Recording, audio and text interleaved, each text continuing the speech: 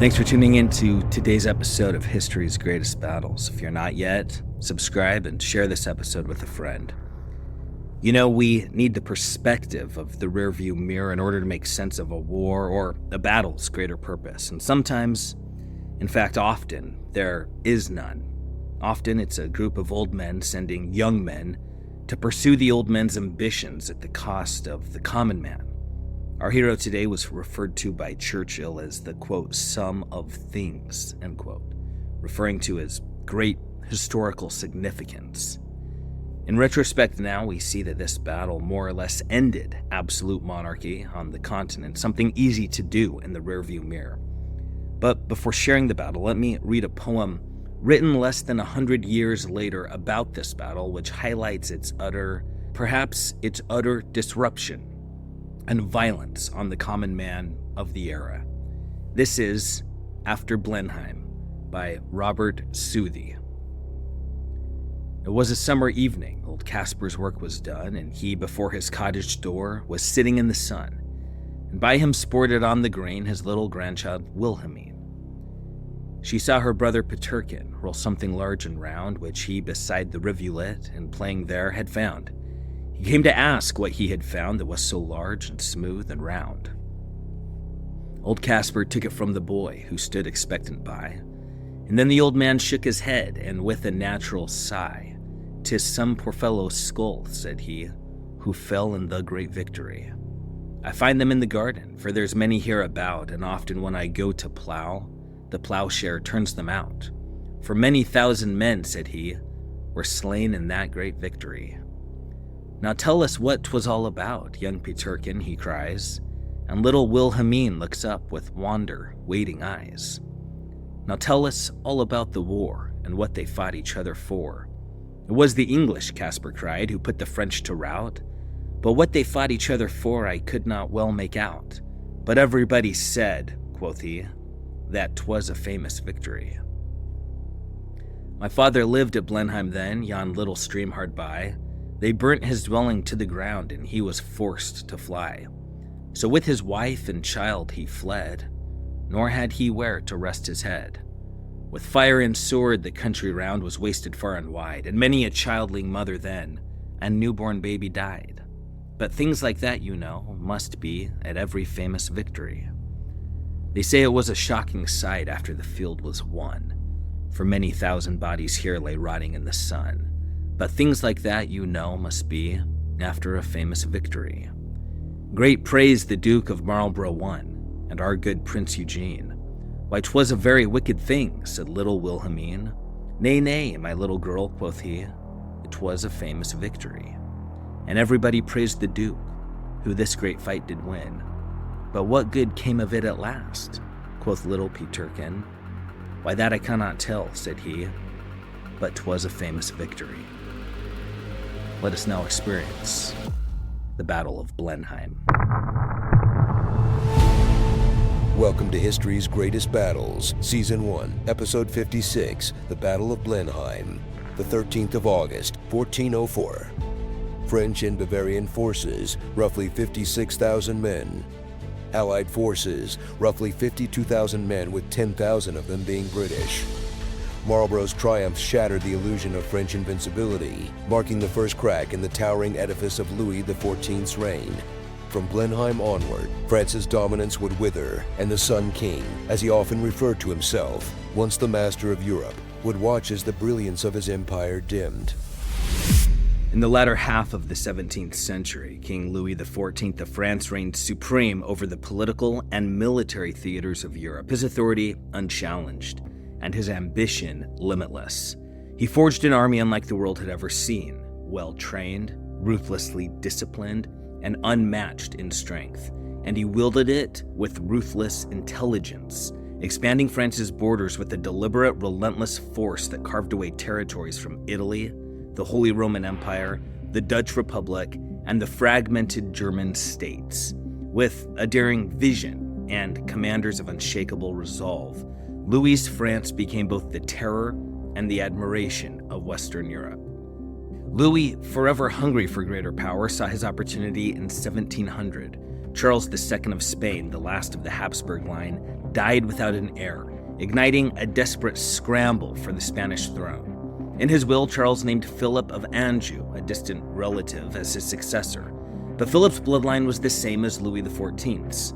He was the French king's own grandson. The thought of a Bourbon ruling both France and Spain sent a chill through every European court. To many, it foretold the rise of an unstoppable French dominion. Austria had its own candidate, Charles, the second son of Emperor Leopold I. Should Charles ascend, it would reunite the Habsburg family's Spanish and Austrian crowns, restoring their ancient power. Leopold wasted no time, driving forward his son's claim with all the imperial authority he could muster. The rest of Europe, wary of Bourbon ambitions, rallied to his cause without any hesitation. At the forefront of the coalition stood William III of England. Rising to power in 1688 after the Glorious Revolution had overthrown the Catholic King James II, William, originally of the Dutch Republic, had spent years locking horns with Louis XIV's ambitions. When Philip of Anjou seized the Spanish crown in 1701, William moved with swiftness, organizing the Grand Alliance to curb France's reach. Though his death in March of 1702 was a blow, his daughter Anne wasted no time in continuing the fight. With Denmark, Portugal, Prussia, and Savoy following suit, Europe's might gathered for a reckoning.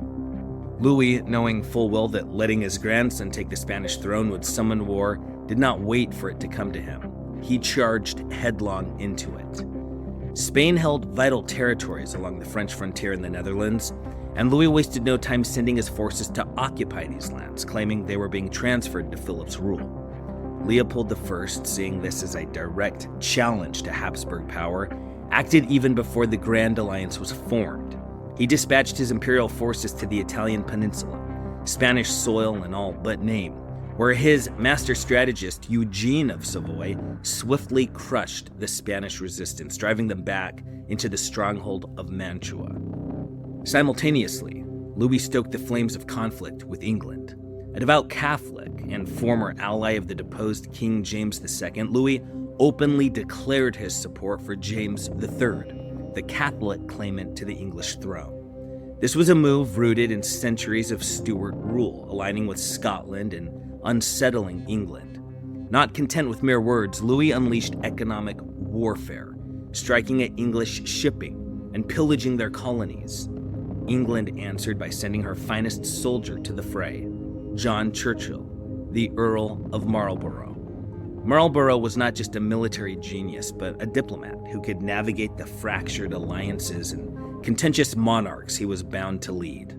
In June of 1702, Marlborough arrived on the continent, bringing with him 12,000 British soldiers and uniting them with his allies to form a 50,000-strong force. His target was the Netherlands. Yet, despite commanding an army dominated by Dutch troops, Marlborough found his every move obstructed by Dutch politicians, more concerned with preserving their own forces than committing them to the fight. Throughout 702 and 1703, Marlborough fought not just the French, but the stubbornness of his own allies. His campaigns along the Rhine were a grind, slowed by Austrian leaders and other allies who insisted on splitting their forces rather than uniting them under a single commander. In the Netherlands, when not hamstrung by his Dutch counterparts, Marlborough found himself matched by the cunning Marshal Villeroy, a Frenchman who could outmaneuver entire armies with a flick of his hand. But Marlborough was no ordinary general. He saw the long game. In the summer of 1704, leaving 60,000 men to hold the line in the Netherlands, he struck out for Bavaria. His eyes were set on joining the fierce Eugene of Savoy to crush a combined Franco-Bavarian force led by Marshal Tallard. Bavaria, newly allied with France, hoped for conquest. Their elector, Maximilian, dreamed not just of land, but of an imperial crown. Marlborough's march from the Netherlands to the Danube was nothing short of brilliance in motion. With an iron grip on discipline, he drove his men and horses across 250 miles in just 5 weeks, a pace unheard of for its time. Marlborough moved like a master tactician, throwing feints toward French targets, baiting the enemy without letting them close in. General Villeroy followed cautiously, but soon handed off the chase to Marshal Tallard, who positioned himself along the upper Rhine to cut Marlborough off, expecting him to strike Alsace. Meanwhile, Maximilian, waiting with bated breath near Vienna, had his sights set on seizing the imperial throne, ready to combine forces with Tallard and march on the capital of the Holy Roman Empire. As Marlborough swept across the land, he gathered reinforcements from German principalities. Then, with a move as sharp as a dagger, he outmaneuvered Tallard, cutting between the French marshal and the Elector of Bavaria. Tallard scrambled, charging through the Black Forest to catch up. By July the 2nd, Marlborough had reached the Danube at Donauworth, smashing Maximilian's forces and driving them back to the fortress at Augsburg. Yet the Elector refused to take the bait. Rather than face Marlborough head-on, Maximilian slipped south of the Danube, linking with Tallard at Ulm by early August. The stage was now set for war. On August the 12th, Marlborough joined with Eugene of Savoy, their forces now swelling, ready to strike.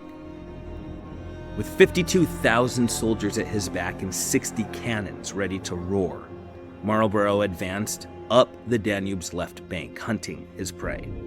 Tallard and Maximilian had crossed to the northern bank on August the 10th, setting up camp in the village of Blenheim. Confident in his numbers, roughly 56,000 men and 90 cannons, Tallard believed Marlborough would never dare attack such a fortified position. But on the morning of August the 13th, as the fog lifted from the river, Tallard's confidence shattered. Marlborough's army appeared, columns of men advancing. Eugene, delayed by rugged terrain, had yet to arrive.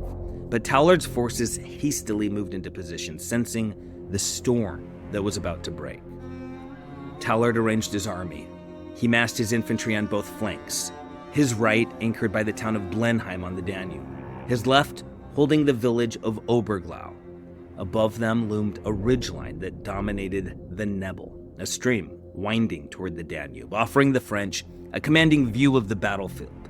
In the center, Tallard positioned his cavalry, primed to drive the Allied troops into the marshy waters of the Nebel as they struggled to cross. He believed his line impenetrable, his cavalry ready to strike. The clash erupted just after noon. Marlborough unleashed his infantry on Blenheim, while Eugene drove his men toward Oberglau. The plan was simple: pin the French flanks, sever their ability to coordinate, and then crush them. It works. Blenheim's commander frantically called for reinforcements as the attack ground on. Though neither Marlborough's nor Eugene's assaults broke through, they locked the French into a brutal fight on the wings. Tallard, focused on defending his flanks, failed to notice Marlborough pushing his forces across the Nebel. There, Marlborough positioned alternating lines of infantry and cavalry, supported by his artillery. Tallard's center stood exposed, vulnerable now to the hammer about to fall. Tallard unleashed his cavalry in a furious charge, hoping to shatter Marlborough's advance. But Eugene, with the cold precision of the battlefield master that he was, countered with his own cavalry, slamming into the French and forcing them into retreat. By 3 p.m., Marlborough had the French pinned. Their flanks bottled up in the towns of Blenheim and Oberglau, while his main force had crossed the Nebel and stood ready and poised to strike at the heart of Tallard's cavalry. An uneasy calm settled over the battlefield for an hour, but at 4 p.m. the storm erupted again. Marlborough's advance was relentless, his infantry marching through the French cavalry's desperate charges. The thunder of cannons roared behind them, mowing down anyone in their path. Tallard, realizing his line was crumbling, called for reserves, but there were none left. Every available man had been swallowed by the fighting on the flanks. The French cavalry, exhausted and battered, could do no more than slow the inevitable. When Marlborough unleashed his own cavalry, the French horses were too drained to fight back. Marlborough's infantry surged forward, bayonets flashing as they tore through the heart of the French line. The center then collapsed. Tallard, helpless as his army disintegrated around him, was captured. Seeing the collapse of the center, Maximilian fled from Oberglau, leaving his men to their fate. The French, trapped in Blenheim, abandoned and surrounded, surrendered after a brief negotiation. By the time the sun sank on August the 13th, Marlborough stood victorious on the blood-soaked fields of Blenheim. His army had paid dearly, losing 12,000 men, but the French and Bavarian dead and wounded numbered over 20,000, with another 14,000 captured. 60 cannons, once roaring under Tallard's banner, now lay in Marlborough's hands. This was the first crushing blow France endured in Louis XIV's reign. The Bourbon king, who had dictated Europe's fate for decades, now faced the reckoning his endless ambition had summoned. Marlborough's audacity and iron will had forged a victory that ended French and Bavarian dreams of dominance. Maximilian's ambitions on the imperial crown were shattered. Before the year closed, Marlborough's forces stormed Ulm, Landau, and Ingolstadt, forcing Maximilian to bend the knee to the emperor. Even Hungary's nationalists, who had dared to hope that a Franco-Bavarian triumph would bring them freedom, saw their dreams crushed under Marlborough's boot. Austria's grip on the Holy Roman Empire tightened once more.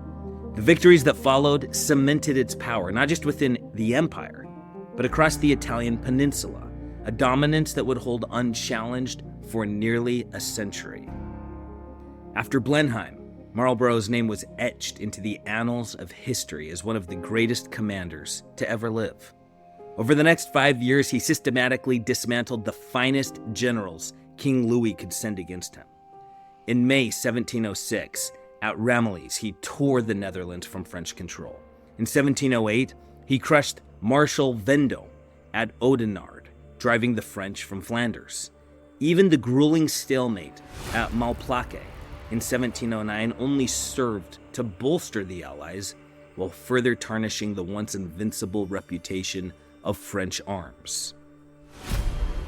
The endgame came in 1711, with negotiations that dragged on for 2 years until the Treaty of Utrecht was signed on April the 11th, 1713. Louis XIV at last recognized the Protestant monarchy in England and relinquished key French territories in North America, but the core of the war's conflict lingered unresolved. Philip of Anjou kept his crown as King Philip V of Spain, yet Louis was forced to swear that France and Spain would remain separate, even if the Bourbon bloodline ruled both. France gave up its claims in Italy and abandoned any hope of controlling the Spanish Netherlands. Emperor Charles VI resisted accepting the final terms, but with the Grand Alliance splintering, he was powerless to defeat France alone, despite his efforts. In the grander scheme, Spain emerged as the greatest loser, while England emerged as the undisputed victor. With France's grip weakened, England tightened its control on global trade and solidified its supremacy on the seas, both merchant and military. As the historian Fuller observed, from this point forward, the key to England's military future lay in its banking system, which international trade made the strongest anywhere. Louis's reign as the architect of Europe's destiny drew to a close. When he died in 1715, his successors lacked the cunning or the steel to hold on to the vast dominion he had carved. It was not until Napoleon's meteoric rise in the late 18th century the French power would again surge across the continent. But make no mistake, Blenheim had broken Louis. Every triumph that followed merely reaffirmed the truth of this defeat. The age of absolute monarchy was shattered, never to return.